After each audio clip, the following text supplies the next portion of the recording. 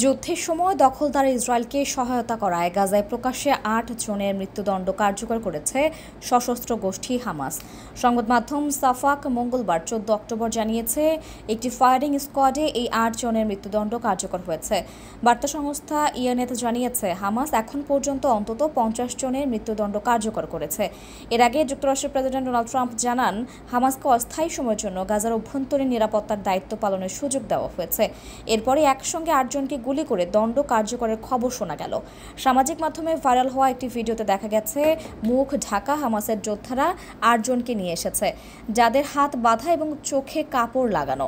Hamas জানিয়েছে, এই ব্যক্তিরা গত ২ বছরের যুদ্ধে ইসরায়েলকে সহায়তা এবং বিভিন্ন অপরাধমূলক কর্মকাণ্ড করেছে।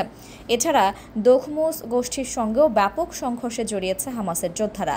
এই গোষ্ঠী গাজার অন্যতম শক্তিশালী সশস্ত্র দল।